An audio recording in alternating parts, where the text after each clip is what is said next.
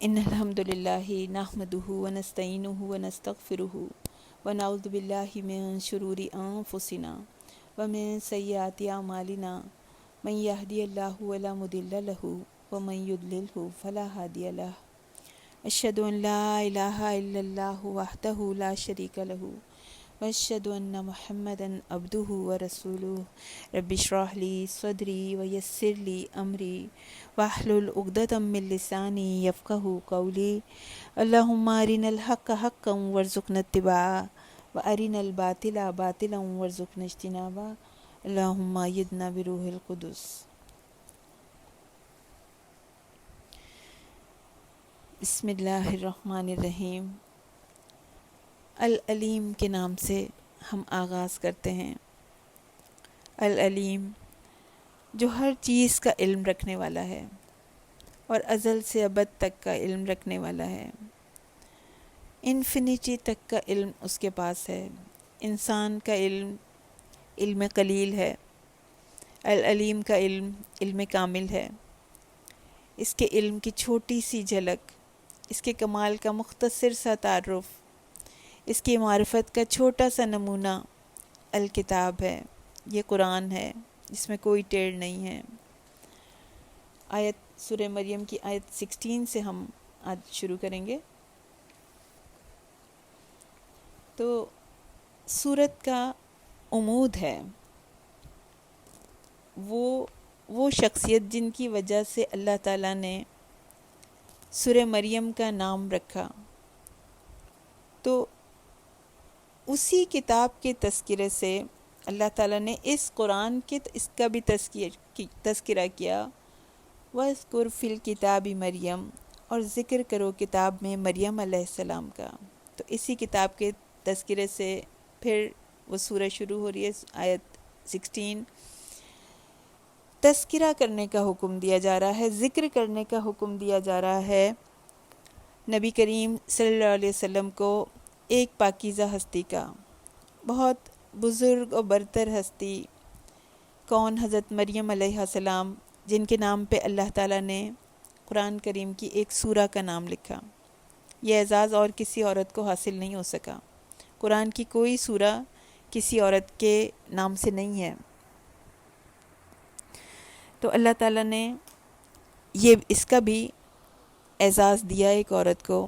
یہ وہ واحد خاتون ہے جن کا نام قرآن پاک میں آیا ہے، حضرت مریم علیہ السلام کا ذکر تو بہت ساری خواتین کا آیا، مگر نام جو ہے وہ صرف ان کا لیا گیا ہے۔ وَاذْكُرْ فِي الْكِتَابِ مریم، اللہ تعالیٰ ان عورتوں کے لیے بھی ایک مثال پیش کر رہے ہیں جو اپنے خالق سے بدگمان ہو جاتی ہیں، جو اپنے خالق سے بدگمان ہو جاتی ہیں کہ اللہ تعالیٰ نے عورتوں کو کوئی اہمیت نہیں دی ہے۔ اللہ تعالیٰ ایک عورت کا اس قدر اکرام فرما رہے ہیں، اس کو اتنے بلند درجے پر فائز کر رہے ہیں۔ کس کتاب میں ذکر کرنے کو کہا جا رہا ہے؟ وہ کتاب جو لوح محفوظ میں محفوظ ہے۔ کون سی کتاب ہے؟ فی صحف مکرمہ، بہت عزت والے، بہت اکرام والے صحیفے ہیں یہ، مرفوعۃ مطہرہ، بہت بلند ہے، بہت پاکیزہ ہے، کرام بیدی سفرہ کرام بررہ، ایسے لکھنے والوں کے ہاتھوں میں ہے جو بہت عزت والے ہیں، بہت نیک ہیں۔ تو اس قدر قیمتی ہے یہ کتاب۔ ہمارے پاس، ہمارے ہاتھ میں اس کتاب کی فرسٹ کاپی ہے، اور اللہ تعالیٰ نے اتنی قیمتی کتاب کو ہماری دسترس میں دے دیا، ہمارے ہاتھ میں دے دیا۔ تو اللہ تعالیٰ نے ان کے نام کو اس کتاب میں لکھ دیا، حضرت مریم کے نام کو اس کتاب میں لکھ دیا، جو کہ رہتی دنیا تک محفوظ ہے، جس کی حفاظت اس کائنات کا خالق کر رہا ہے۔ اور یہ کتاب رہتی دنیا تک سب سے زیادہ پڑھی جانے والی کتاب ہے۔ تو اللہ تعالیٰ نے ان کی نیکیوں کو سرٹیفائی کر دیا۔ اللہ تعالیٰ نے، انہوں نے دنیا میں جو اعمال کیے، اللہ نے ان کے اعمال کی قدر افزائی فرمائی، اور آخرت میں بھی ان کا بہت بلند مقام ہے۔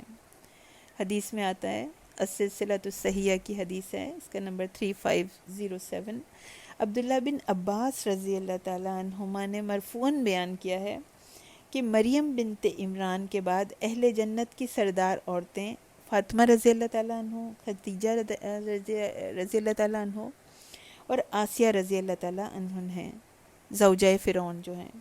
تو اللہ تعالیٰ نے جنت کا سردار بنا دیا ان خواتین کو۔ اور ایک اور صحیح بخاری کی حدیث ہے، اس کا نمبر ہے 3432 کہ نبی اکرم صلی اللہ علیہ وسلم نے فرمایا کہ مریم بنت عمران اپنے زمانے میں سب سے بہترین خاتون تھیں، اور اس امت کی سب سے بہترین خاتون حضرت خدیجہ رضی اللہ تعالیٰ عنہ ہیں۔ تو ایک لیسن یہ ہے ہمارے لیے کہ اللہ تعالیٰ کو پتہ ہے کہ ہمارا عورت ہونا زیادہ بہتر تھا یا مرد ہونا، یعنی اللہ بہتر جانتا ہے کہ اللہ کی بہتری کس چیز میں تھی۔ اس لیے کبھی یہ تعصف ہمارے دل میں نہ آئے کہ اللہ تعالیٰ نے مجھے مرد کیوں نہیں پیدا کیا، مجھے لڑکا کیوں نہیں پیدا کیا۔ تو اللہ تعالیٰ نے جب وہ، آپ کو یاد ہے کہ سورہ آل عمران میں بھی آیا ہے جن کا تذکرہ ہے کہ جب عمران کی بیوی نے کہا تھا کہ جب منت مانی تھی کہ میں اپنے بچے کو اللہ کی نظر کروں گی، تو اللہ تعالیٰ نے کیا کہا تھا جب حضرت مریم پیدا ہوئی تھی، تو اللہ نے کہا تھا وَلَيْسَ ذَكَرَ كَالْأُنثىٰ، کہ لڑکا جو ہے وہ لڑکی کی طرح نہیں ہو سکتا۔ کہ اللہ تعالیٰ نے، وہ تو یہ سمجھ رہی تھیں کہ وہ اپنے بیٹے کو نظر کر رہی ہیں، لیکن اللہ تعالیٰ نے ان کو بیٹی عطا فرما دی، اور اللہ نے لڑکی کی تعریف میں کہا تھا وَلَيْسَ الذَّكَرُ كَالْأُنثىٰ۔ عورتوں کی یہ بات ہوتی ہے نا، وہ جلدی سے بس بدگمان ہو جاتی ہیں۔ اللہ تعالیٰ نے دنیا میں درجے بنائے تو بس اس درجے کی تمنا کرنے کے لیے، ہمیں نہیں پتہ کہ کون سی چیز ہمارے لیے زیادہ فائدہ مند ہے، کون سی چیز ہمارے لیے زیادہ بہتر ہے۔ اللہ تعالیٰ نے کہا ہے اپنی قرآن میں، اپنی کتاب میں، انی لا اضیع عمل عامل منکم ذکر او انثی، کہ میں کسی کے بھی عمل کو ضائع نہیں کرتا، چاہے وہ کسی مرد نے کیا ہو، چاہے وہ کسی عورت نے کیا ہو۔ مرد کا عمل، مرد کی نیکی جس درجے کی ہے، عورت کی نیکی بھی اسی درجے کی ہے۔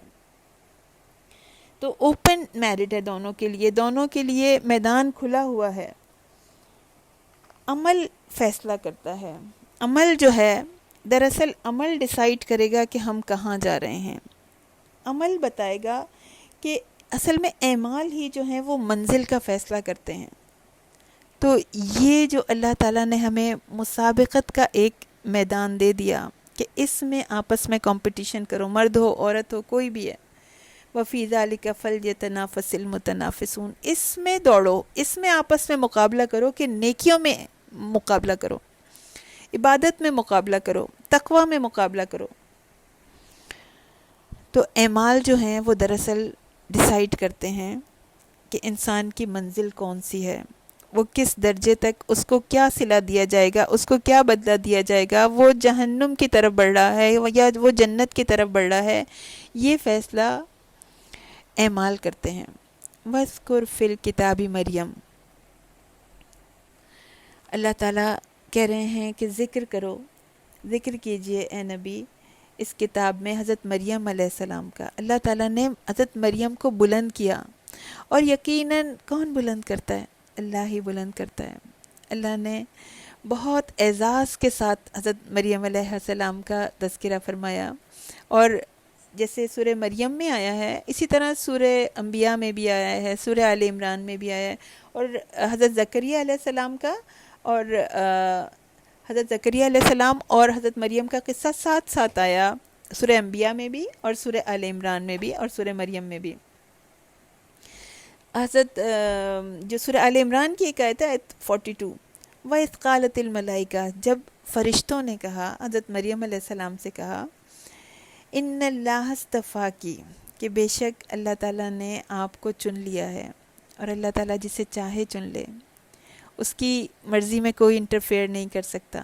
مگر اللہ تعالیٰ جانتا ہے، اللہ تعالیٰ نیتوں کا بھی جاننے والا ہے، اللہ تعالیٰ محنت کا بھی جاننے والا ہے، اللہ تعالیٰ کوششوں کا بھی جاننے والا ہے۔ جو محنت کرتا ہے، جو قدم بڑھاتا ہے، اللہ تعالیٰ اس کو اپنے کام کے لیے چن لیتے ہیں۔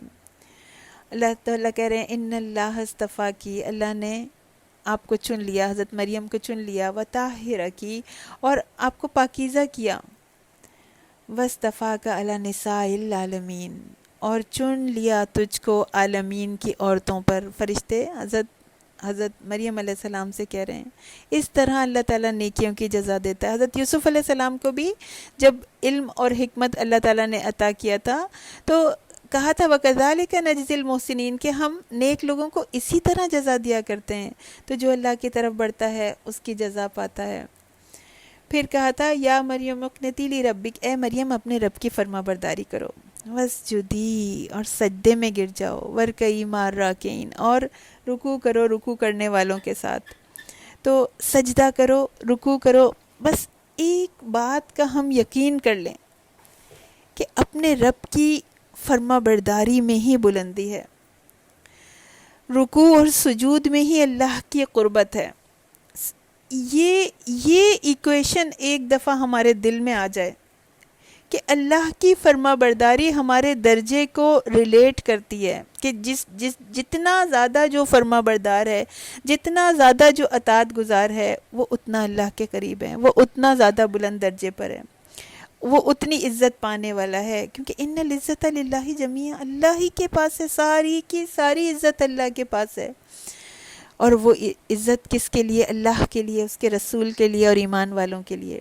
تو وہ ایمان والوں کو، فرما برداری کرنے والوں کو، رکوع و سجود کرنے والوں کو، جو خشوع و خضوع سے رکوع و سجود کرتے ہیں، اللہ تعالیٰ ان کو ضرور بضرور بلند کرتے ہیں. تو اللہ جسے چاہے عزت دے، جسے دنیا اور آخرت کی بلندی دے. اب جو یہ چاہتا ہے کہ وہ اللہ اس کو عزت دے، اللہ اس کو بلند کرے، تو وہ اپنے رب کے قدموں میں سر جھکا دے، اپنی زندگی کی آخری سانس تک اپنے رب کا فرما بردار بنا رہے، تو اللہ اس کو ضرور بلند کریں گے، دنیا میں بھی اور آخرت میں بھی. تو اللہ تعالیٰ ہمیں دیدہ بینا دے. اللہ تعالیٰ ان آیات کو ہمارے دلوں پہ کھول دے. یہ آیات ہمارے ایمان کی بلندی کا باعث بن جائیں. اللہ تعالیٰ ایک آیت ہم دیکھتے ہیں جو صحابہ کرام رضی اللہ تعالیٰ عنہم تھے، ان کی زندگیاں بدل دی ہیں ایک آیت نے. اللہ تعالیٰ ہماری زندگیوں کو بھی ان آیات سے بدل دے. تو اللہ تعالیٰ نے ہمیں جس جگہ بھی پیدا کیا، جس شہر میں، جس ملک میں، جو بھی اسٹیٹس ہے ہمارا، جو بھی ہمارے پاس مال دولت یا دنیا کے حساب سے جو بھی اسٹیٹس ہے، جتنا چاہا فضل اللہ تعالیٰ نے جس کو چاہا عطا کیا، جو مقام بھی دیا، اللہ ضائع نہ کرے گا. یہ یاد رکھیں، اللہ کبھی ضائع نہیں کرے گا نیکی کو. فرعون بادشاہ بن کر بھی دنیا کی ہر نعمت اس کو ملی، سب سے زیادہ طاقتور بادشاہ تھا، لیکن کیا حشر ہے اس کا، کیا بدلہ ہے اس کا؟ صبح و شام آگ پر پیش کیا جاتا ہے. اور اس کی بیوی مجبور ہوتے ہوئے بھی کتنی تکلیفیں اٹھائیں حضرت آسیہ نے، کتنی اذیت کی ایکسٹریم پر پہنچی. وہ ان کے پاؤں میں کیلیں ٹھوک دی، ہاتھوں اور پاؤں میں اس نے ایمان لانے کی وجہ سے کیلیں ٹھوک دی. اتنی اذیت انہوں نے اٹھائی، مگر وہ جنت کی عورتوں کی سردار بن گئی. تو دنیا کے اسٹیج پر ہمیں جو بھی رول دیا گیا ہے، دراصل اس کردار میں ہمیں کرنا کیا ہے؟ زیادہ سے زیادہ نیکیاں کمانی ہیں. یہاں کے مسائل اور مشکلات میں رونے دھونے میں وقت ضائع نہیں کرنا، بس اپنا ٹارگٹ بنا کے رکھنا ہے، مجھے نیکیاں آگے بھیجنی ہیں. وَمَا تُقَدِّمُوا لِأَنفُسِكُم مِّن خَيْرٍ تَجِدُوهُ عِندَ اللَّهِ، جو بھی بھیجیں گے وہاں جا کے پالیں گے. تو عقل مند وہ ہے جو آگے کے لیے زیادہ سے زیادہ بھیجتا رہے. تو جیسے حضرت مریم علیہ السلام نے نیکیاں کمائیں، ان کی ماں نے انہیں اللہ کے لیے وقف کر دیا تھا نا، تو وہ صرف اور صرف اللہ کی ہو گئیں. تو اللہ نے ہمیں کیوں پیدا کیا؟ سورہ زاریات میں نا آیت 56 وَمَا خَلَقْتُ الْجِنَّ وَالْإِنسَ إِلَّا لِيَعْبُدُونَ، ہمیں بھی تو اسی لیے پیدا کیا ہے. جن اور انس کو اسی لیے پیدا کیا گیا کہ وہ اپنے رب کی عبادت کریں. دنیا کے کام بھی ہمیں کرنے، یہ نہیں کہ دنیا کو ہی چھوڑ کے جا کے ہمیں کسی جنگل میں بیٹھ جانا ہے، نہیں، دنیا میں رہ کر اس کی عبادت کو پریورٹی دینی ہے. دنیا کے کام بھی کرنے ہیں ساتھ ساتھ، اور اس کو بھی نہیں بھولنا، اس کا بھی بندہ بن کے رہنا ہے. تو اللہ تعالیٰ نے حضرت مریم کو، ان کی عبادت کو ایک مثال بنا دیا سارے جہان کی بچیوں کے لیے، لڑکیوں کے لیے، عورتوں کے لیے، ماؤں بہنوں کے لیے، بیویوں کے لیے، سب کے لیے ایک مثال بیان کر دی. وَاذْكُرْ فِي الْكِتَابِ مریم. اللہ تعالیٰ فرماتے ہیں، اللہ تعالیٰ ہم سے یہ چاہتے ہیں، جب ہمیں دنیا میں رہنا ہے، ہمیں دنیا کو نبھانا ہے، مگر اس دنیا میں آنے کا مقصد ہم نے نہیں بھولنا، اس کو ہم نے یاد رکھنا ہے۔ اللہ تعالیٰ نے حضرت مریم علیہ السلام کو اس قرآن کے ذریعے بلند کیا۔ اللہ نے حضرت مریم علیہ السلام کے نیک اعمال کی وجہ سے ان کے نام کو اس کتاب میں مینشن کیا، تو اس مرتبے تک تو کوئی نہیں پہنچ سکتا۔ لیکن کبھی سوچیں، کبھی ہماری یہ خواہش ہوئی ہے، کبھی آپ نے یہ طلب کیا ہے اللہ سے کہ اللہ تعالیٰ آپ مجھ سے محبت کریں، اللہ آپ مجھے مقربین میں شامل کر لیں؟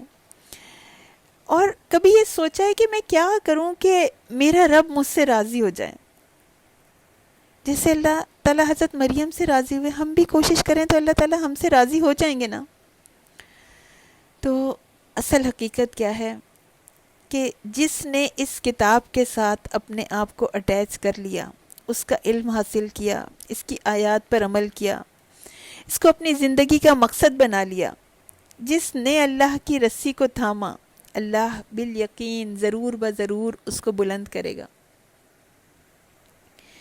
ایک ایک مشقت اللہ نے گن رکھی ہے، ہر مسئلہ، ہر مشکل، ہر تکلیف، ہر درد، ہر آنسو جو انسان اس کتاب کے علم کو سیکھنے کے لیے یا اس کی آیات پر عمل کرنے کے لیے اٹھاتا ہے یا اس کے پیغام کو آگے پہنچانے کے لیے لگاتا ہے، ہر چیز کاؤنٹڈ ہے۔ تو ہم بھی اللہ سے دعا کریں، اللہ مجھے بھی وہ راستہ دکھا دیں کہ کس طرح تیری کتاب تھامنے والے عزت اور مرتبہ پاتے ہیں، مجھے بھی حضرت مریم علیہ السلام کے راستے پر چلا دیں۔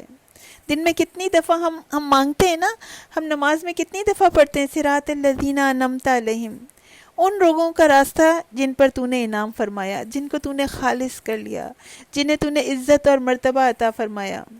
تو اللہ تعالیٰ ہمیں ان کا راستہ دکھا دے، ہمیں اس پہ چلا دے۔ ہم دعا کریں، یا مصرف القلوب صرف قلبی علی طاعتک، ہمارے دلوں کو اپنی اطاعت کی طرف پھیر دیجئے، ابھی اسی وقت پختہ ارادہ کر لیجئے، اللہ سے مانگیے، اللہ سے دعا کیجئے کہ مجھے حضرت مریم علیہ السلام کے راستے پر چلنا ہے، حضرت فاطمہ رضی اللہ تعالیٰ عنہ کے راستے پہ چلنا ہے، حضرت خدیجہ رضی اللہ تعالیٰ عنہ کے راستے پہ چلنا ہے، حضرت آسیہ رضی اللہ تعالیٰ عنہ کے راستے پر چلنا ہے۔ ہمارا رول ماڈل ہیں وہ ہیں ہمارا رول ماڈل، جنہیں اللہ نے بنایا ہے ہمارا رول ماڈل۔ تو ہمیں ان جیسا نظر آنے کی کوشش کرنی ہے، ان جیسا اخلاق اور کردار بنانے کی اپنی کوشش کرنی ہے۔ تو اللہ کرے کہ ہم ایک آیت پڑھیں اور سمجھ جائیں کہ ہمارا رب ہم سے کیا چاہتا ہے۔ وَاذْكُرْ فِي الْكِتَابِ مریم اذ انتبذت من اہلها مکانا شرقیہ، اذ انتبذت جب وہ الگ ہوئیں، نبذہ ہم نے آج بھی ورڈ ٹو ورڈ ٹرانسلیشن میں کیا تھا نا، انتباز کے معنی الگ ہٹ کے چلنا، مجمع سے ہٹ کے چلنا۔ تو جب وہ الگ ہوئی من اہلہا گھر والوں سے اپنے، مکانا شرقیہ مشرقی جگہ کی طرف وہ چلی گئیں۔ تو اللہ تعالیٰ حضرت مریم علیہ السلام کا قصہ ہمیں سنا رہے ہیں، ان کا واقعہ ہمیں بتا رہے ہیں کہ لوگوں سے کٹ کر وہ ہیکل سلیمانی کے مشرقی سائڈ پر چلی گئیں، وہاں اللہ کی عبادت میں مشغول ہو گئیں۔ من اہلہا کہا گیا اپنے گھر والوں سے، اپنے لوگوں سے جن کے ساتھ وہ رہتی تھیں، جو ان کے قریبی تھے، ان سے بھی ذرا الگ ہو گئیں۔ مریم علیہ السلام نے ہیکل کا مشرقی گوشہ جو تھا وہ اپنے لیے پسند کیا تھا۔ حضرت ابن عباس رضی اللہ تعالیٰ عنہ کہتے ہیں کہ جو کرسچنز ہیں، جو نصارہ ہیں، وہ ٹیمپل کے بیت المقدس کے مشرقی حصے کو اپنا انہوں نے قبلہ بنایا، تو وہ اس کی تعظیم کرتے ہیں اسی وجہ سے، یعنی چونکہ حضرت مریم نے اس حصے کی طرف چلی گئی تھیں، اس وجہ سے ہی وہ جو کرسچنز ہیں وہ اس حصے کی بہت تعظیم کرتے ہیں۔ تو اللہ تعالیٰ نے حضرت مریم علیہ السلام کو جس قوم میں پیدا کیا، اہل کتاب نے ان کی قدر نہیں کی۔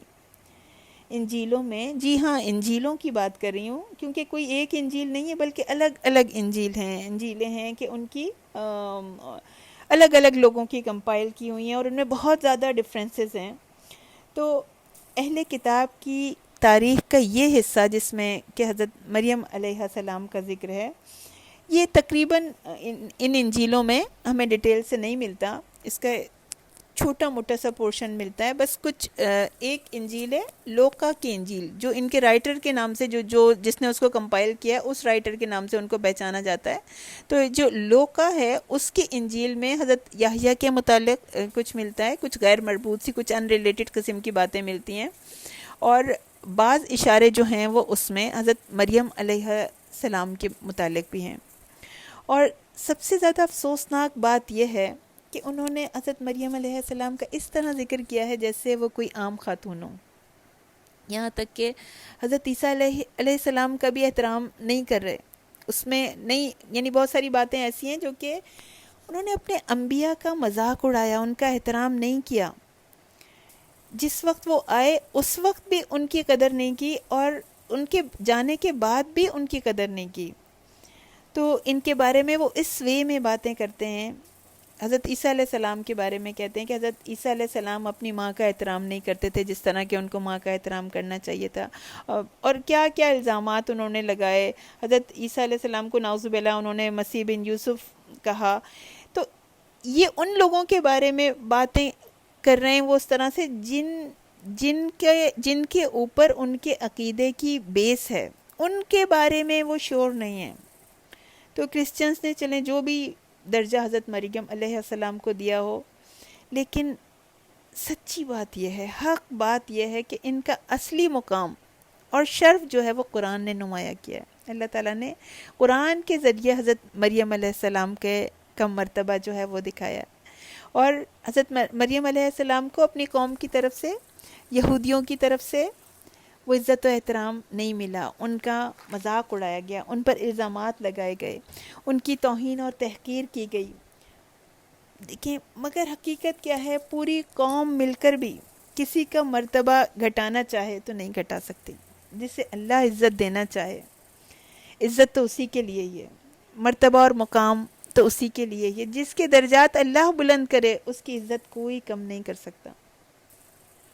تو اس میں بھی ہمارے لیے ایک لیسن ہے کہ اللہ ضرور قدر کرے گا۔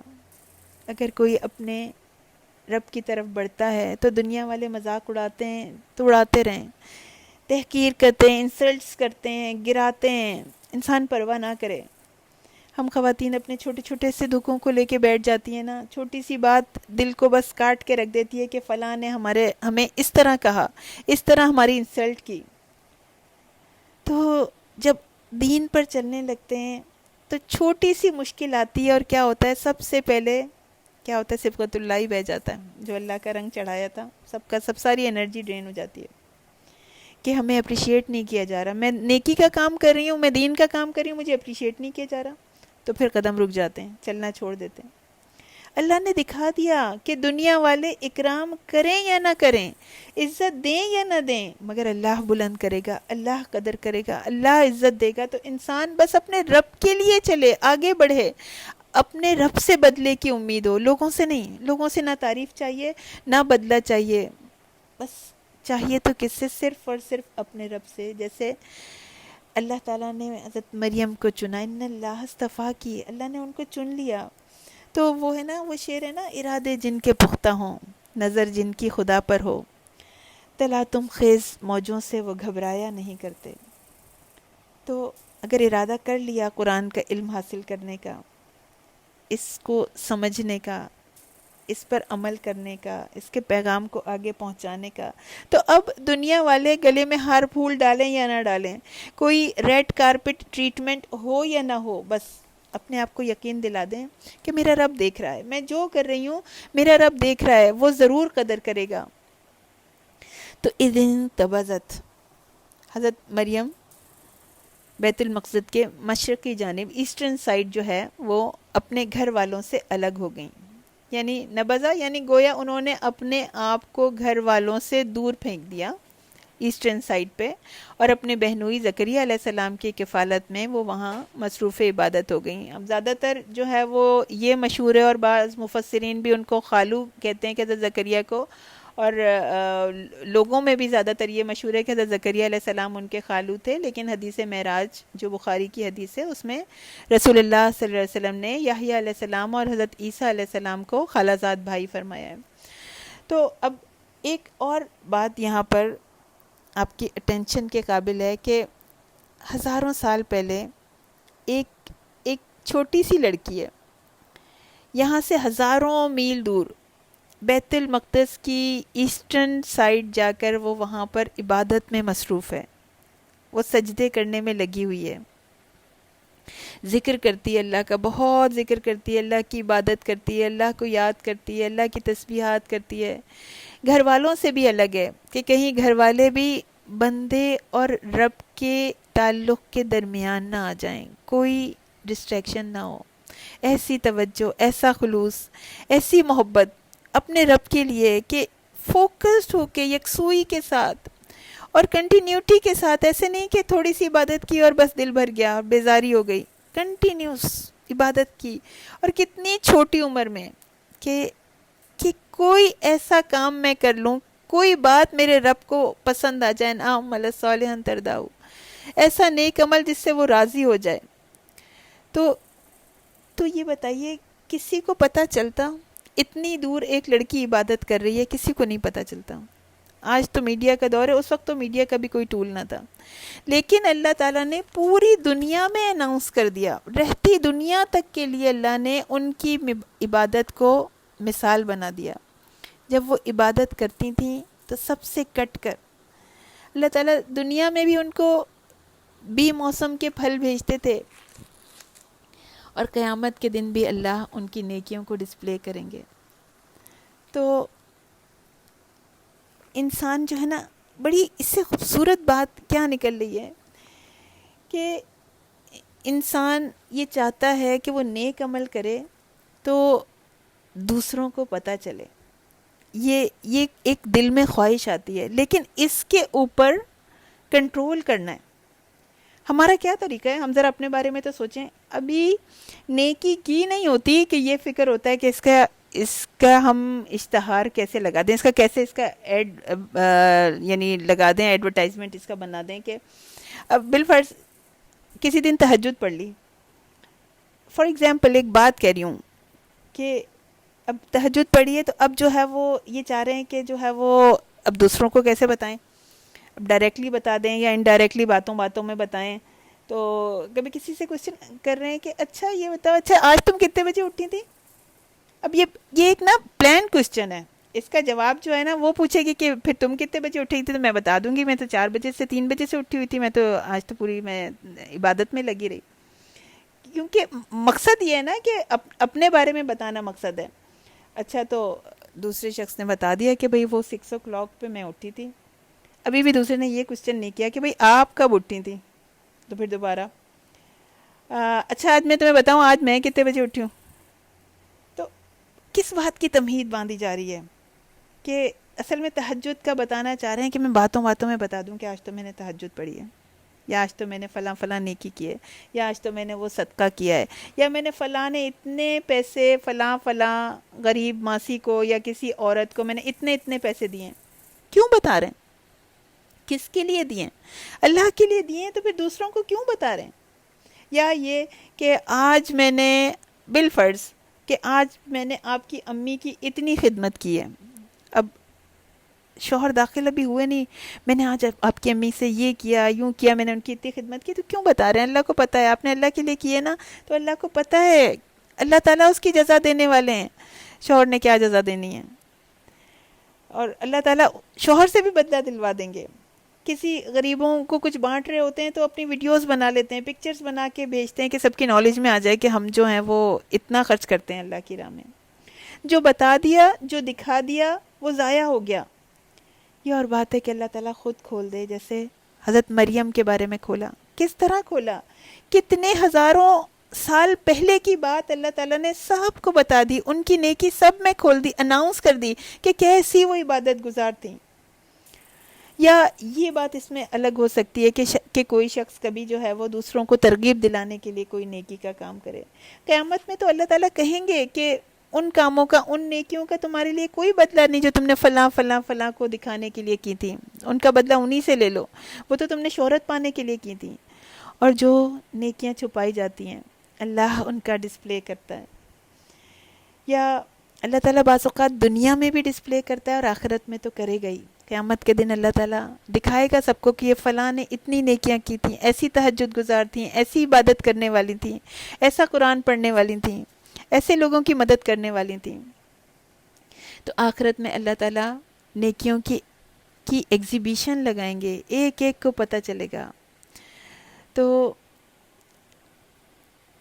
اللہ تعالیٰ وہ ہے نا وہ قرآن میں کہ وَنِعْمَ أَجْرُ الْعَامِلِينَ، عمل کرنے والوں کا بہت اجر اللہ نے چھپا کے رکھا ہے. تو بس انسان خود سے نہ چاہے، خود سے خواہش نہ کرے کہ سب کو پتہ چل جائے، کہ میری نیکیوں کے بارے میں دوسرے لوگ جان جائیں. اللہ تعالیٰ خود کھول دیں تو وہ اور بات ہے. تو پوائنٹ آپ لوگ میرا سمجھی کہ کیا پوائنٹ ہے، کہ ہزاروں میل دور چھپ کے جو انہوں نے ایک ٹین ایجر لڑکی نے جو سب سے الگ ہو کر اپنے رب کی عبادت میں لگی تھی، اللہ نے اس کے درجات کو بلند بھی کر دیا اور سب کو بتا بھی دیا. اتنی ینگ، اتنی معصوم، اتنی چھوٹی عمر میں اپنے رب کے لیے اپنی ساری خواہشات قربان کر کے وہ اللہ کی عبادت میں لگی رہیں. اللہ تعالیٰ نے ان کو نیک شہرت بھی دے دی اور اللہ نے ان کی عبادت کو قبول بھی فرما لیا. تو انسان کے جب دل میں آئے کہ میں اپنی نیکی کے بارے میں کسی کو بتاؤں، تو اپنے آپ کو روک لے، صبر کر لے، اپنی نیت کو خالص کر لے کہ میں نے یہ نیکی صرف اور صرف اللہ کے لیے کی ہے. اس سے مجھے کوئی شہرت مطلوب نہیں ہے، کوئی دکھاوا مطلوب نہیں ہے. میں نہیں چاہتی کہ کوئی جو ہے دنیا کے لوگ جو ہیں وہ میری تعریف کریں. بس اللہ اس کو قبول کر لے. پھر آیت 17، فَاتَّخَذَتْ، تو اس نے بنائی، مِن دونہم، ان کی طرف، حجابا، تو اس نے بنا لیا ان سے پرے، ان سے دور، ان کے درمیان ایک آڑ، ایک اوٹ، یعنی خلوت کا اہتمام کر لیا، پرائیویسی کر لی انہوں نے اپنی. اس طرح اللہ کی یاد پر فوکس کرنے کے لیے، کنسنٹریٹ کرنے کے لیے، یکسوئی کے ساتھ بندگی کا حق ادا کرنے کے لیے انہوں نے ایک آڑ بنا لی. اللہ کی یاد کے لیے دنیا سے کٹ جانا، یہاں تک کہ اپنے گھر والوں سے کٹ جانا اللہ کو اچھا لگتا ہے. تو ہم سے تو وہ مطلوب تو نہیں ہے کہ ہم جو ہیں وہ بالکل کٹ جائیں، مگر کبھی کبھی تھوڑی دیر کے لیے، چاہے تھوڑے سے وقت کے لیے ہو، انسان جو ہے وہ تھوڑا سا وقت صرف اللہ کے لیے گزارے. ہم آپ میں سے جو بچوں والے ہیں وہ کہیں گے کہ ہم تو نہیں ایسے کر سکتے ہیں، ہم وقت نکالیں گے، ایٹ لیسٹ ہم کوشش کر سکتے ہیں. کوئی بات نہیں، وہ نہیں ہو پایا تو وہ بھی اللہ تعالیٰ کو پتہ ہے، وہ بھی جو مسئلے ہیں جس کی وجہ سے ہم اس طرح سے اپنے رب کے ساتھ تنہا نہیں ہو سکتے، تو وہ بھی اللہ کو پتہ ہے. لیکن اتنا تو کر سکتے ہیں کہ فرض نماز کے پڑھنے میں تھوڑی سی زیادہ کوشش یہ کر لیں کہ ہم سب سے ذرا الگ تھلگ ہو کے نماز پڑھ لیں. زیادہ شور شرابے والی جگہ نہ ہو، جہاں پہ سب بیٹھے ہوں، باتیں ہو رہی ہوں، اس جگہ کو نماز کے لیے سلیکٹ نہ کریں، کیونکہ وہ جگہ وہ باتیں نماز کو ڈسٹریکٹ کریں گی. تو ایٹ لیسٹ نماز میں دنیا سے کٹ جانے کی کوشش کریں، تھوڑی دیر کے لیے دنیا کے خیالات سے بھی کٹ جائیں. کچن میں کیا چھوڑ کر آئیں یہ نماز میں یاد آتا ہے، چولہے پہ کیا رکھا ہے یہ بھی، اس کا بھی خیال نماز میں آ رہا ہے کہ اوہ ہو میں تو چولہے پہ دودھ رکھ کے آ گئی، یا تو میں نے یہ رکھا ہوا ہے کہیں وہ جل نہ جائے. تو سکون سے ایسی چیزوں کو بند کر کے آئیں، سکون سے وقت نکالیں. کیا سوچ رہے ہوتے ہیں کہ نماز پڑھ کے مجھے اس کے بعد کہاں جانا تھا، اچھا اگر کوئی چیز نہیں مل رہی ہے تو اس کے بارے میں بھی نماز میں ہی سوچے جا رہے ہیں، اچھا میں نے تو یہاں پہ رکھی تھی، اچھا میں نے وہاں دیکھ لیا، یہاں دیکھ لیا وہ نہیں ملی، یا پھر کوئی مسئلہ ہے، کوئی مسائل ہیں، بس اس کے بارے میں سوچے جا رہے ہیں، کسی کی باتیں ہیں بس اس کے بارے میں سوچے جا رہے ہیں. تو بالکل ایک کے بعد ایک جو ہے وہ چیزیں سوچے جا رہے ہیں. نماز میں کا خشوع متاثر ہو رہا ہے. تو نماز کا وقت تو اپنے رب سے ملاقات کا وقت ہے. اس کو یا پھر اس کو اتنا مختصر کر دیتے ہیں کہ نماز نہ ہوئی وہ جاپان کی فاسٹسٹ ٹرین ہو گئی، کہ جو 600 کلومیٹر پر آورس کی اسپیڈ سے بس 1-2 منٹ یا 3-4 منٹ میں جو ہے وہ پوری نماز مکمل ہو گئی. تو ایسا نہیں کرنا. اپنی نماز کو تھوڑا سا ٹائم نکال کر اپنے رب کے ساتھ یہ لمحات جو ہم نے گزارے ہیں یہ ہم آگے کے لیے بھیج رہے ہیں, ان کی کیا کوالٹی ہے یہ ہم چیک کر کے آگے کے لیے بھیجیں. کہیں ایسا نہ ہو کہ وہ لمحات اللہ ہمارے منہ پہ دے ماریں کہ نہیں چاہیے مجھے تمہارے ایسی نامکمل ایسی بھاگتی ہوئی نماز کی ضرورت نہیں ہے مجھے, اس میں تمہیں کچھ سمجھ ہی نہیں آیا کہ تم نے کیا بولا. اذان کی آواز آتی تھی تو نبی کریم صلی اللہ علیہ وسلم اجنبی ہو جاتے تھے, اپنی فیملی سے بھی ہنسی مذاق کر رہے ہوتے تھے, گھر میں آپس میں بات چیت ہو رہی ہوتی تھی, بڑا پلیزنٹ سا ماحول ہوتا تھا, لیکن جب اذان کی آواز آتی تھی تو ایسے ہو جاتے تھے کہ جیسے جانتے ہی نہیں ہیں, ایسے اٹھ جاتے تھے. حضرت زکریا علیہ السلام محراب میں عبادت کرتے تھے الگ ہٹ کے. حضرت یحییٰ علیہ السلام بھی کمال کی عبادت گزار تھے. حضرت مریم علیہ السلام اپنے رب کی ہو گئیں اتنی چھوٹی عمر میں. اللہ ہمارے سامنے مثال بنا کر ذکر کر رہے ہیں. پوزیشن ہولڈرز کا اکرام کیا جا رہا ہے, رہتی دنیا تک کے مسلمانوں کو خطاب کیا جا رہا ہے کہ اللہ کے لیے جھک جانے والوں کو اس طرح عزت دی جاتی ہے. اللہ موٹیویٹ کر رہا ہے کہ تم بھی آگے بڑھو.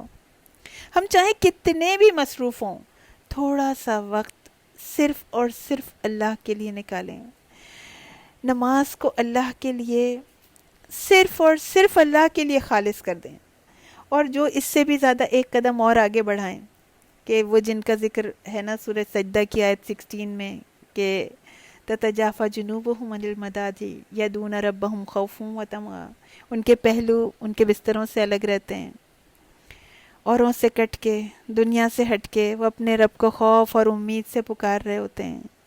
یستغفرون بالاسحار, وہ اس وقت اللہ سے معافی طلب کرنے والے ہوتے ہیں, عبادت کرنے والے ہوتے ہیں. چلیں زیادہ نہ کر سکیں, ایٹ لیسٹ تہجد میں 10 سے 15 منٹ تو منیمم نکالے جا سکتے ہیں نا, کہ اس وقت انسان اٹھے اور ایٹ لیسٹ 2 رکعت پڑھ لے, 2 رکعت, اور پھر اس کے بعد فجر کی اذان ہونے والی ہوتی ہے, پھر فجر کی نماز ادا کر لے. اللہ تعالیٰ سورہ دہر میں فرماتے ہیں آیت 26 سے وَمِنَ اللَّيْلِ وَاسْجُدْ لَهُ, اور راتوں میں اس کے لیے سجدے کرو, وَسَبِّحُ, اور اس کی تسبیح کرو, لَيْلًا طَوِيلًا. کبھی تو کچھ راتیں ایسی ہوں کہ طویل راتیں تسبیح اور سجود میں گزریں. کوئی تو شب قدر ایسی ہو, کوئی ذی الحج کا عشرہ جو ہے وہ ایسا ہو کہ زندگی میں صرف اپنے رب کے لیے ہو, دنیا سے کٹ کر ہو, زیادہ سے زیادہ اللہ کے ساتھ وقت گزارنے کی کوشش کی جائے. تو آپ کا جو پریکٹیکل ہوم ورک ہے وہ بھی یہی ہے. آج یہ بہت اہم ہے, آپ کو ذی الحج کا عشرہ جو ہے وہ اپنے رب کے لیے گزارنا ہے. جتنی میکسیمم آپ کوشش کر سکتی ہیں اس کے ساتھ وقت گزارنے کی. ابن ماجہ کی حدیث ہے, حدیث 1727 اس کا نمبر ہے. ابن عباس رضی اللہ تعالیٰ عنہم بیان فرماتے ہیں کہ رسول اللہ صلی اللہ علیہ وسلم نے فرمایا کہ ذی الحج کے پہلے 10 دنوں سے بڑھ کر کوئی بھی دن ایسے نہیں ہیں جن میں نیک عمل کرنا اللہ تعالیٰ کے نزدیک ان دنوں کے نیک عمل سے زیادہ پسندیدہ ہو. لوگوں نے پوچھا کہ اے اللہ کے رسول, اللہ کے راستے میں جہاد کرنا بھی نہیں؟ تو آپ صلی اللہ علیہ وسلم نے فرمایا کہ اللہ کے راستے میں جہاد کرنا بھی اتنا پسند نہیں ہے مگر جو شخص اپنی جان اور مال لے کر نکلے اور پھر لوٹ کر نہ آئے. تو ان دنوں میں تکبیر, تحلیل, یعنی اللہ اکبر, لا الہ الا اللہ, تحمید, الحمدللہ کثرت سے کرنی ہے. تکبیرات انسان پڑھے, دنیا کے ہنگاموں سے الگ ہو جائے, دنیا کے ہنگاموں سے کٹ جائے. یہ دنیں ان میں کوشش کرنی ہے زیادہ سے زیادہ اس میں وقت اپنے رب کے ساتھ گزارنے کی, عبادت کا اہتمام کرنے کی. 10ویں دن تو قربانی ہے, اور 9ویں دن جو ہے 9 دن آپ کو اپنی طاقت کے مطابق زیادہ سے زیادہ عبادات کا اہتمام کرنا ہے. فرض نمازیں تکبیر اولیٰ میں پڑھیں, خشوع و خضوع میں سے نمازیں پڑھنے کی کوشش کریں, اور ایٹ لیسٹ یوم عرفہ کا اور 9 ذی الحج کا روزہ نہ چھوڑیں. سارے ہی دن روزے رکھیں, 9 کے 9 دن تو بہت اچھا ہے, اور نہیں رکھ سکیں تو ایٹ لیسٹ یہ جو یوم عرفہ والا روزہ ہے اس کو ہرگز نہ چھوڑیں, اس کا ضرور اہتمام کریں. نوافل جتنے پڑھ سکتے ہیں پڑھیے, نفل کام کیجئے، اللہ کا ذکر چلتے پھرتے کثرت سے کیجئے، اللہ کے احکام پر عمل کرنے کی کوشش کیجئے، قرآن کی تلاوت کیجئے، تجوید کی اچھی طرح اس کو پڑھنے کی کوشش کیجئے، سمجھنے کی کوشش کیجئے۔ تو چھوٹی چھوٹی نیکیوں کو بھی اگنور نہیں کرنا، لوگوں کی مدد کریں، خدمت کریں۔ جب ذی الحج کا پہلا دن شروع ہو تو بس آپ کی سٹاپ واچ جو ہے وہ سٹارٹ ہو جائے، ایک پکا ارادہ کر لیں کہ میں یہ دن ضائع نہیں کروں گی، یہ دن عام دنوں کی طرح نہ گزریں، ایک لمحہ بھی کوشش کریں کہ ضائع نہ ہو۔ تو انشاءاللہ اللہ کرے کہ آپ کا یہ پریکٹیکل ہوم ورک جو ہے وہ قیامت کے دن میزان پر بہت بھاری ہو۔ تو واپس ہم آتے ہیں اپنے حضرت مریم علیہ السلام کی عبادت کے ٹارگٹس کی طرف۔ فَاتَّخَذَتْ مِن دُونِهِمْ حِجَابًا اور فَأَرْسَلْنَا عَلَيْهَا رُوحَنَا فَتَمَثَّلَ لَهَا بَشَرًا سَوِيًّا۔ تو اللہ تعالیٰ نے فَأَرْسَلْنَا تو بھیجا ہم نے، ارسال کرنے سے بھی آپ فَأَرْسَلْنَا کو یاد سکتے ہیں، تو بھیجا ہم نے اس کی طرف فرشتہ اپنا۔ تو فتمثلا تو وہ مانند بن گیا، مثال بن گیا، شکل بن گیا، لہا بشرن اس کے لیے ایک انسان کی سوین، بالکل درست، بالکل بے عیب۔ اب اس میں روحنا جو ہے اس کا ترجمہ کرتے ہوئے بہت احتیاط سے کام لینا ہے۔ ورڈ ٹو ورڈ جب آپ ترجمہ کریں گے تو اس کے ترجمے کے لیے آپ احتیاط سے کام لیں گے۔ یہ حضرت جبرائیل روح الامین ہے نا، تو ان کے لیے یہ ورڈ یوز ہو رہا ہے۔ اللہ تعالیٰ نے جو نا کی نسبت جو دی ہے اس کو جاننا جو بہت ضروری ہے۔ یہ نا کی نسبت تعظیم اور تکریم کے لیے، بہت شان والے فرشتے تھے۔ روح قرآن میں وحی کے لیے بھی آیا ہے، فرشتے کے لیے بھی آیا ہے، اور روح کی میننگ میں بھی آیا ہے۔ سورہ قدر میں آتا ہے نا تنزل الملائکۃ والروح فیہا، کہ وہ جو لیلۃ القدر میں فرشتے اور روح یعنی حضرت جبرائیل علیہ السلام اترتے ہیں۔ تو مفسرین کہتے ہیں کہ حضرت جبرائیل علیہ السلام ایک خوبرو مرد کی شکل میں ظاہر ہوئے۔ بشر کی شکل میں، انسانی شکل میں آنے کی وجہ یہ تھی کہ حضرت مریم علیہ السلام جو ہیں وہ ڈر نہ جائیں، خوفزدہ نہ ہو جائیں، گھبرا نہ جائیں، اور ان کو اللہ کا پیغام پہنچایا جا سکے۔ تو پھر فرمایا آیت 18، قالت تو وہ بولیں انی اعوذ بالرحمانی، کہ بے شک میں پناہ میں آتی ہوں رحمان کی، میں کا تجھ سے کونتا تقیہ، کہ اگر تو متقی ہے، اگر تو تقوی والا ہے۔ تو حضرت مریم چھوٹی سی ینگ گرل ہیں، ٹین ایجر آپ سمجھ لیجئے، لیکن اللہ کی ایسی فرما بردار ہیں، اللہ سے ایسی محبت کرنے والی ہیں، جو اس عمر کے بچوں کو تو ہم بچے یا بچیوں کو ہم بالکل چھوٹا سمجھتے ہیں، اس عمر میں سب سے کٹ کر اللہ کی عبادت میں مشغول ہو جانا، ایسے جوانی کی عبادت اللہ کو بہت پسند ہے۔ تو اللہ نے دنیا میں جو جوانی اپنی عبادت میں خرچ کرتا ہے، جو جوانی سے ہی اللہ کا بندہ بن جاتا ہے، تو اللہ اس کو بلند کرتے ہیں۔ اللہ کو بہت پسند ہے، اس کی ابھی ہم حدیث بھی پڑھیں گے۔ تو ان کو تمام عالمین کی خواتین پر اللہ تعالیٰ نے ان کو چن لیا، ان کو سلیکٹ کر لیا۔ جوانی بہت کم دنوں کے لیے آتی ہے نا، اپنی عمر کا پیک ٹائم ہوتی ہے، تو جو اللہ کے لیے خرچ کر دے گا، اب یہ نہیں کہا جا رہا کہ بالکل ہی سب چیز سے کٹ کر آپ جو ہیں وہ عبادت کرتے رہیں گے، نہیں، یہ نہیں کہا جا رہا، ساتھ دونوں چیزیں ساتھ ہوں گی، یعنی اس میں ہے ویل بیلنس کرنا ہے، دنیا کو بھی اور دین کو بھی، دنیا کو دین کے مطابق گزارنا ہے، بیسیکلی ہم سے یہ مطلوب ہے۔ تو صحیح بخاری کی حدیث ہے 1423 اس کا نمبر ہے، کہ رسول اللہ صلی اللہ علیہ وسلم نے فرمایا کہ 7 قسم کے لوگوں کو اللہ اپنے عرش کے سائے میں جگہ دے گا، جس دن اس کے سائے کے سوا کوئی سایہ نہ ہوگا۔ 7 قسم کے لوگ کون سے ہوں گے؟ سب سے پہلے تو جسٹ رولر، جو انصاف کرنے والا حاکم ہوگا، اور وہ نوجوان لڑکا یا لڑکی جو اللہ کی عبادت میں جوان ہوا، اور وہ شخص جس کا دل ہر وقت مسجد میں اٹکا رہے، اور 2 ایسے اشخاص بھی جو اللہ کے لیے آپس میں محبت رکھتے ہوں، وہ اسی پہ جمع ہوتے ہیں، اسی پہ جدا ہوتے ہیں۔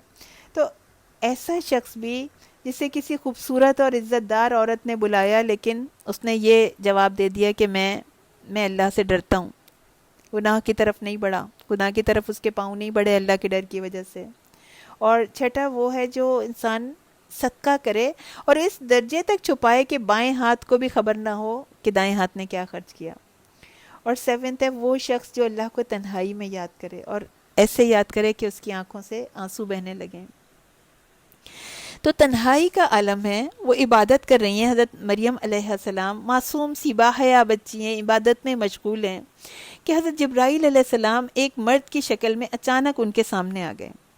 تو کس قدر وہ ڈر گئی ہوں گی اپنے دل میں کہ اس مرد کا کیا مقصد ہے، یہ کیوں آیا ہے میرے پاس. اور اصل میں اللہ تعالیٰ نے عورتوں کے اندر ایک طاقت رکھی ہے کہ اگر ان کی عزت اور ناموس، ان کی عزت اگر خطرے میں پڑ جائے تو اللہ کی طرف سے ان کے اندر ایک شجاعت پیدا ہو جاتی ہے، وہ بہادر بن جاتی ہیں. دل ڈر بھی رہا ہوتا ہے تو وہ ظاہر نہیں کرتی.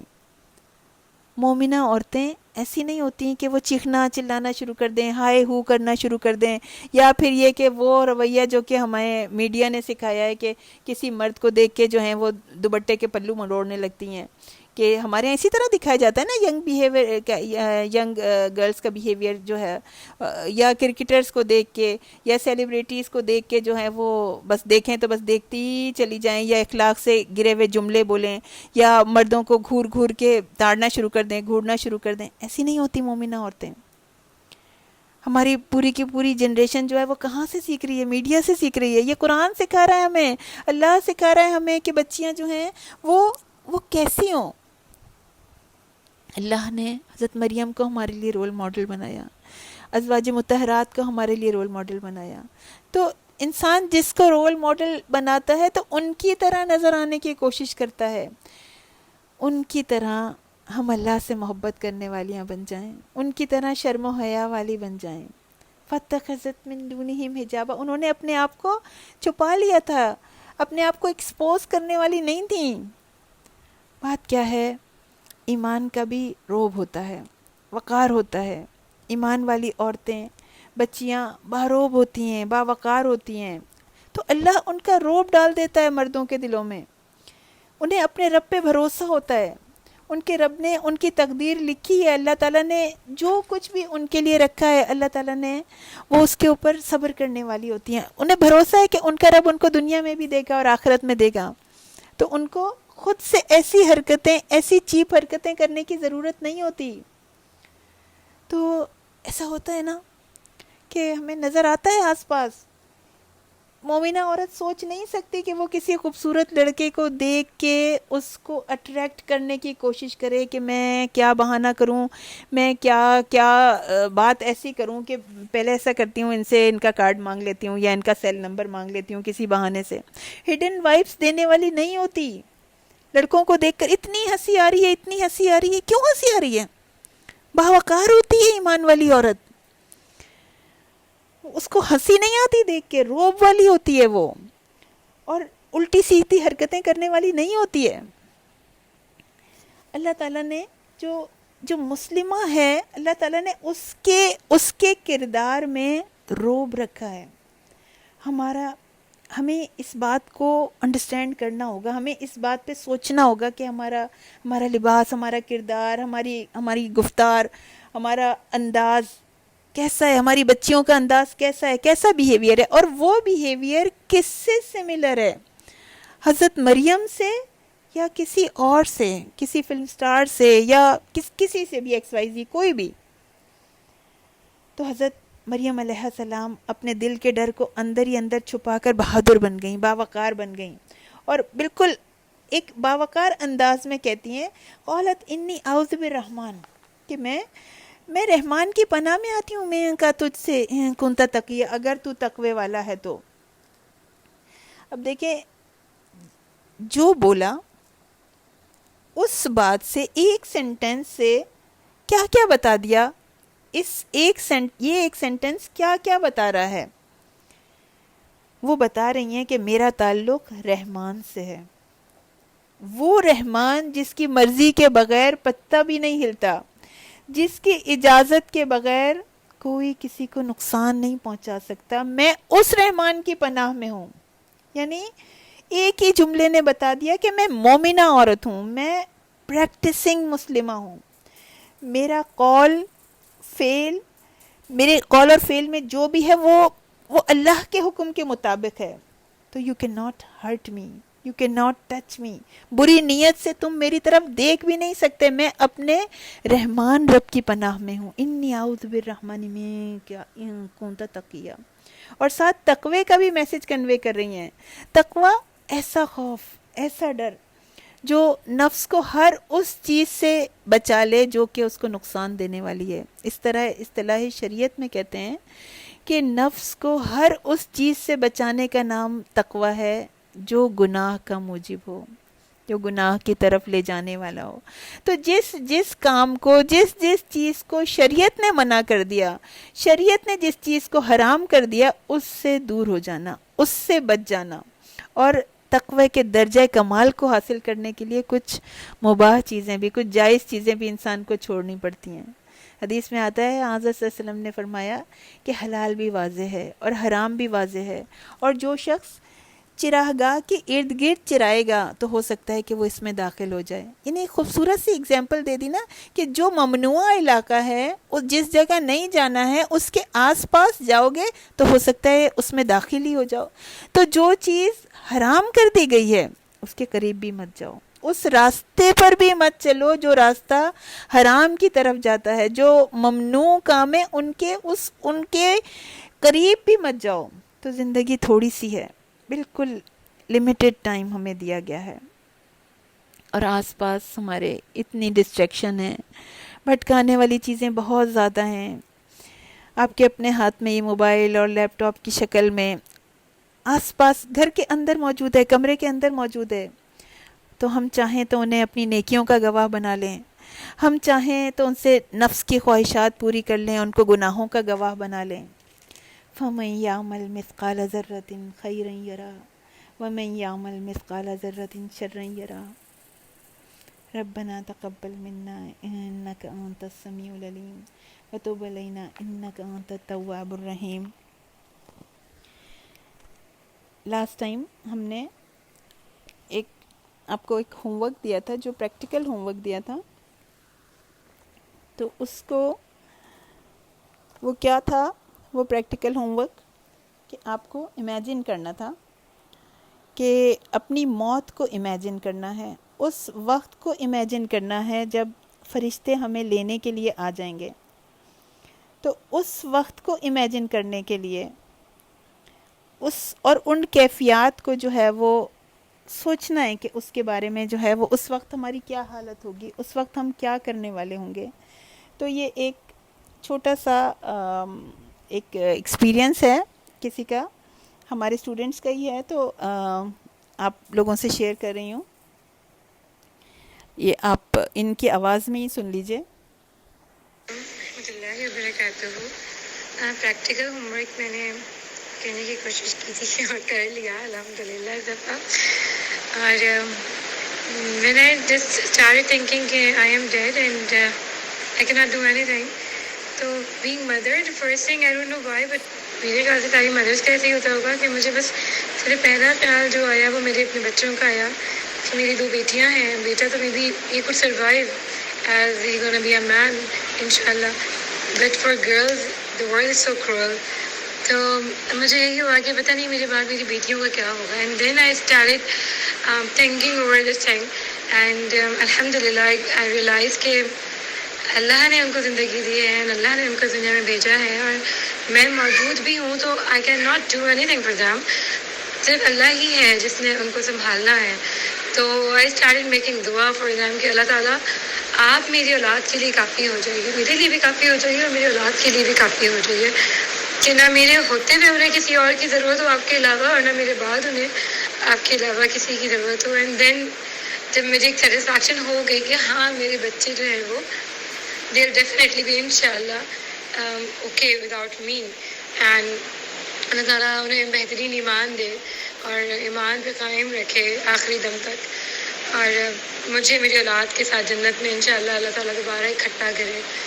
اس کے بعد نا اسٹارٹڈ ریئلائزنگ کہ میں نے کیا کیا زندگی میں غلطیاں کری ہیں، کچھ چیزیں جو شاید میں کبھی کر کے گزر جاتی ہوں، میں رکتی بھی نہیں ہوں، میں سوچتی بھی نہیں ہوں کہ میں نے کیا کیا کر دیا. کس طرح سم ٹائم میری باتوں سے لوگ ہرٹ ہو جاتے ہیں، چھوٹے موٹے گناہ کرتی چلی جاتی ہوں. اینڈ دین آئی ریئلائز کہ ان کے بارے میں مجھ سے سوال ہو رہے ہیں اور میں ان کو فکس نہیں کر سکتی. آئی کی not do anything. Then I realise کہ نہیں، مجھے ابھی کوشش کرنی ہے. ابھی الحمد للہ آئی ہیو ٹائم. مجھے ان چیزوں کو فکس کرنا ہے اور ان غلطیوں کو نہیں دہرانا اور کثرت کے ساتھ ان کے لیے اللہ سے معافی مانگنی ہے.